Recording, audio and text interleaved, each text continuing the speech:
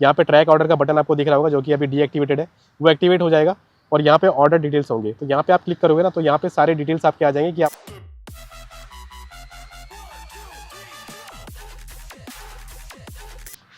So guys dealer आपको कैसे चूना लगाता है। आप जब कोई न्यू बाइक बुक करते हो तो आपको डिलीवरी नहीं मिलती है, दिए गए डेट पे आपको डिलीवरी नहीं मिलती है, डीलर पोस्टपोन किए जाता है।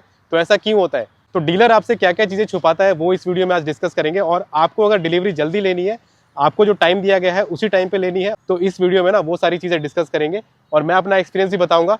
और अगर आपने रॉयल एनफील्ड की कोई भी बाइक बुक की है तो उसका स्टेटस वगैरह कैसे चेक करना है, आपकी बाइक कहाँ तक पहुंची है और आप जो पैसे पे कर रहे हो उसमें कोई एक्स्ट्रा चार्जेस तो नहीं लिए जा रहे, वो भी इस वीडियो में डिस्कस करेंगे। चलिए स्टार्ट करते हैं हमारा वीडियो।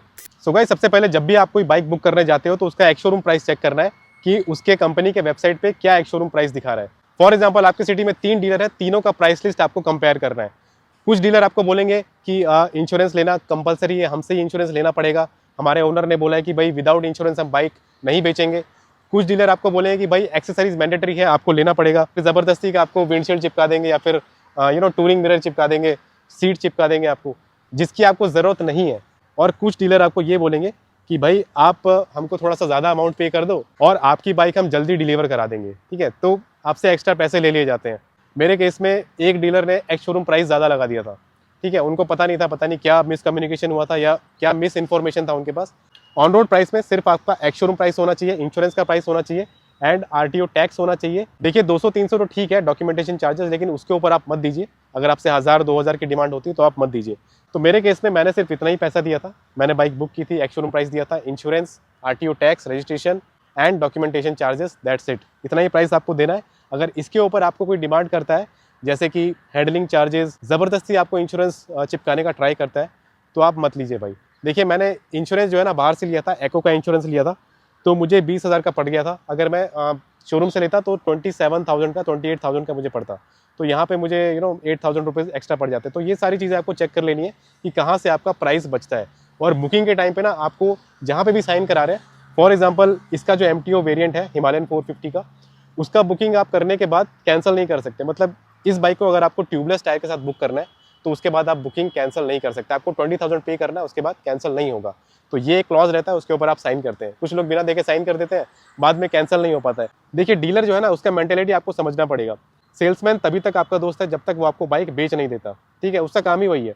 आपसे बुकिंग अमाउंट लेगा, उसके बाद आपकी बाइक डिलीवर कराएगा, उसके बाद बात खत्म, ठीक है। उसके बाद कोई इशू आता है, कुछ भी बाइक में प्रॉब्लम आती है, डीलर आपको कुछ भी सपोर्ट नहीं करेगा। वो सेल्समैन जो है ना, जो कि आप देखोगे कि बुकिंग के टाइम और डिलीवरी के टाइम तक आपसे बहुत अच्छी तरीके से बात कर रहा था, अचानक से ना डिलीवरी के बाद उसका बिहेवियर चेंज हो जाएगा। हो सकता है कि वो 1-2 महीने तक आपके साथ ठीक से बात करे, आपको कुछ इशू आएगा, आप कॉल करोगे तो वो आपका फ़ोन उठाए, लेकिन 1-2 महीने के बाद कोई भी डीलर, कोई भी सेल्समैन आपका फ़ोन नहीं उठाने वाला है। उसके बाद बाइक आपकी हो गई, कुछ भी इशू आया आपको सर्विस सेंटर लेके जाना पड़ेगा, ठीक है, वो आपका सर दर्द हो गया।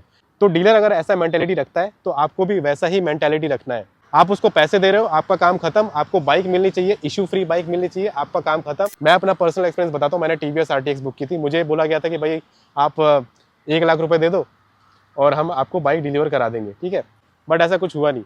मैंने पैसे भी दे दिए, पैसे उनके पास पड़े हैं डीलर के पास, बट उनको यही नहीं पता है कि बाइक डिलीवर कब होगी।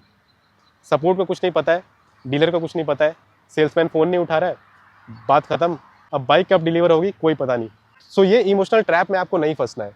तो आपको अगर बाइक बुक करनी है तो आपको इमोशनल नहीं होना है, आपको उनसे पहले से ही पता कर लेना है कि भाई मैं बुकिंग कर रहा हूँ, जहाँ पे मैं साइन कर रहा हूँ, 10,000 रुपये दे रहा हूँ, तो उसमें क्या टर्म्स एंड कंडीशन है, क्या वो रिफंड मिल जाएगा अगर मैं कैंसिल करूँगा तो।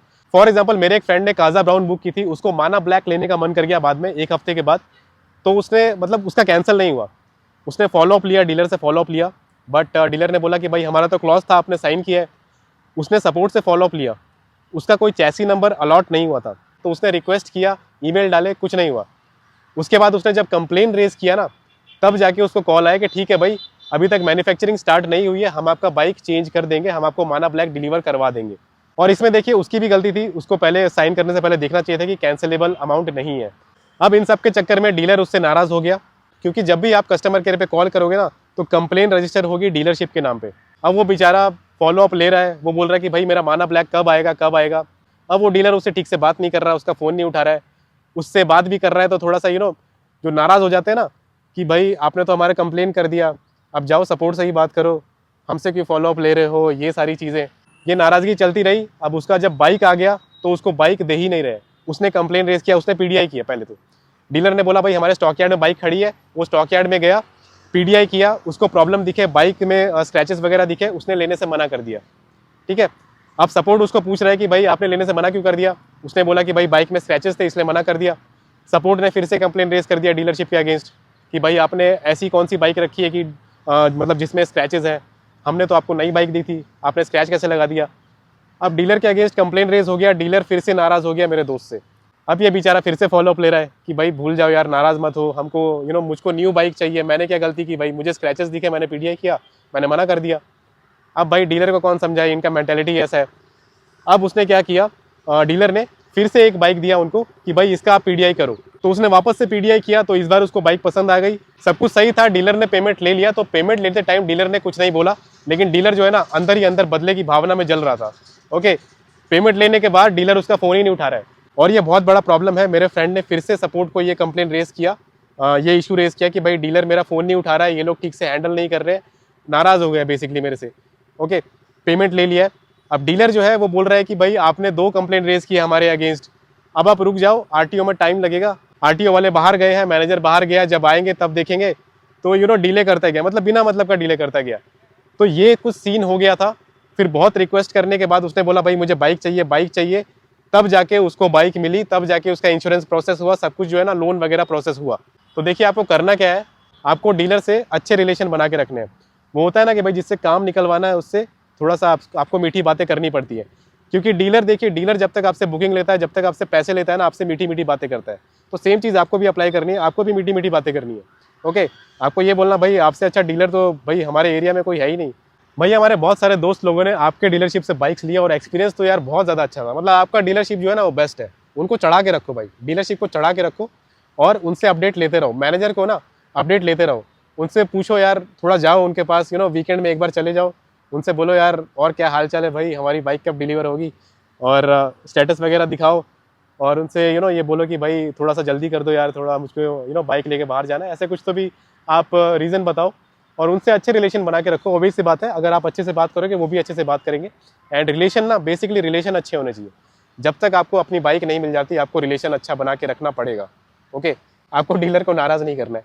आपको एक बार बाइक मिल गई, आपने पीडीआई कर लिया, पीडीआई में कुछ निकलता है डेफिनेटली आप कंप्लेन रेज करो। आपकी बाइक अगर आ गई, आपको कुछ इशू दिखता है, आप कंप्लेन रेज करो, उसके बाद जो होगा वो होगा। ठीक है, डीलर का कंप्लेन रेज होगा तो होगा, लेकिन पीडीआई में अगर कुछ नहीं निकलता है, सब कुछ सही है, थोड़ा बहुत इशू है, आप फिक्स करवा लो। फॉर एग्जाम्पल मेरे टाइम पे ना गियर का जो लीवर है उसमें थोड़ा सा रस्टिंग था और कलर निकला हुआ था, तो वो मैंने चेंज करा लिया। डीलर से मैंने रिक्वेस्ट किया, अच्छे से बात किया, उन्होंने चेंज कर दिया। ठीक है, तो प्यार से बात करोगे, अच्छे से बात करोगे तो सब कुछ हो जाएगा। लेकिन आपको गुस्सा नहीं करना है। अपना जो टेम्परेचर है ना, देखिए गुस्सा आता है, अंदर से गुस्सा आता है कि भाई बाइक बुक की है, कोई अपडेट नहीं मिल रहा है, सामने वाला रिस्पॉन्स नहीं दे रहा है, गुस्सा आता है। लेकिन अगर आपको अपनी बाइक निकलवानी है एक अच्छी कंडीशन में, तो आपको डिलीवरी तक अच्छा रिलेशन बना के रखना पड़ेगा। And same goes to the service centre. So अब बात करते हैं कि डीलर आपके साथ कैसे फ्रॉड कर सकता है। देखिए इसमें क्या होता है ना कि जब भी कोई बाइक बुकिंग होती है, आपको एक बुकिंग आईडी मिलती है, लेकिन आपको चैसी नंबर नहीं मिलता है। बाइक जब तक डीलर के पास नहीं आती, आपको चैसी नंबर नहीं मिलता है। चैसी नंबर डीलर ही आपको अलॉट करता है। ठीक है, तो ये मुझे समझ नहीं आया यार कि बाइक अगर आपके नाम पे बुक हो गई है तो चैसी नंबर भी मैन्युफैक्चरिंग प्लांट से ही आपको अलॉट हो जाना चाहिए। लेकिन रॉयल एनफील्ड में जब तक बाइक नहीं आती, डीलर स्टॉक यार्ड में बाइक नहीं देख लेता, आपको बाइक असाइन नहीं कर देता, तब तक आपको ऐप में आपका चैसी नंबर नहीं दिखेगा। सो इस केस में क्या होता है कि अगर आपने बाइक कभी भी बुक करी हो, फॉर एग्जाम्पल आपने लास्ट मंथ बाइक बुक की है, लेकिन कुछ लोगों ने ना 10 दिन पहले ही बुक की है, फॉर एग्जाम्पल आपके बाद भी 4 बुकिंग और आ चुकी है, स्टॉक यार्ड में आने के बाद ये डीलर के ऊपर है कि वो किसको असाइन करेगा। अब फॉर एग्जाम्पल अभी 2 दिन पहले किसी ने बाइक बुक की है और वो डीलर का दोस्त है या फिर डीलर का रिलेटिव है, या फिर डीलर ने कुछ जुगाड़, मतलब डीलर से कुछ सेटिंग वेटिंग है, तो हो सकता है कि आपकी बाइक जो है ना वो उस बंदे को अलॉट कर दे, डीलर जो है ना उस बंदे को अलॉट कर दे, और आपको पता भी नहीं चलेगा, आपके ऐप में भी शो नहीं करेगा क्योंकि चैसी नंबर आपको अलॉट नहीं हुआ है। अब ये फ्रॉड कंफर्म होता है, ये मैं आपको कंपलसरी नहीं बता सकता, लेकिन ऐसा डीलर कर सकता है। अब इसमें क्या करना है ना, आपको डीलर के ऊपर थोड़ा प्रेशर बनाना पड़ेगा, आपको अपडेट्स लेते रहने पड़ेंगे ताकि डीलर को ये पता चले कि भाई हाँ आपको बाइक चाहिए। जैसे कि मैं जो है ना वीकेंड टू वीकेंड विजिट कर रहा था, खुद फिजिकली विजिट कर रहा था। कुछ लोग सिर्फ कॉल करते हैं, लेकिन मैं खुद जाके विजिट कर रहा था, उनको कॉल भी कर रहा था, मैं उनको बिना बताए सर्विस सेंटर में जाता था, मैं उनको बिना बताए शोरूम में जाता था, मैं उनको पूछता था भाई मेरी बाइक आई है नहीं आई है, ओके। तो उनको ये एक अर्जेंसी क्रिएट होती है कि हाँ भाई इस बंदे को ना हम बेवकूफ़ नहीं बना सकते, इसको बाइक चाहिए, तो इसने 1 महीने पहले बुक की है, इसको पता है कि भाई बाइक 1 महीने में मिलती है, ठीक है, तो इसको हम बेवकूफ़ नहीं बना सकते। इसको हम ये नहीं बोल सकते कि भाई बाइक जो है ना 2 महीने बाद मिलेगी, इसको ऐसा नहीं बोल सकते। तो अब हो सकता है कि डीलर जो है ना मेरी बाइक किसी और को चिपकाने का ट्राई कर रहा हो जिसने 2 दिन पहले बुकिंग की हो और वो डीलर का दोस्त हो, क्योंकि मैं ऑलरेडी अलर्ट था, मैंने ऑलरेडी फॉलोअप्स लिए थे, तो डेफिनेटली डीलर जो है ना मेरे साथ ऐसा नहीं करेगा, इसके चांसेस बढ़ जाते हैं। सो गाइस, अब बहुत सारे लोगों का क्वेश्चन ये था कि रॉयल एनफील्ड के ऐप पे चेक कैसे करना है, बाइक तो बुक कर दी है, अब कितने महीने में डिलीवर होगी, तो चेक कैसे करना है वो मैं बता देता हूँ।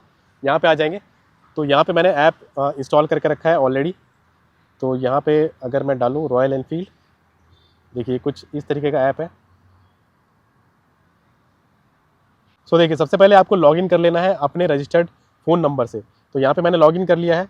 लॉगिन करने के बाद आपको अपने आइकन पे क्लिक करना है, उसके बाद ऑर्डर्स एंड ट्रांजैक्शन पे क्लिक करना है। यहाँ पे जाओगे तो यहाँ पे 2 बाइक दिखेंगी, तो ये तो मैंने हल्टर बहुत पहले बुक करके कैंसिल किया था।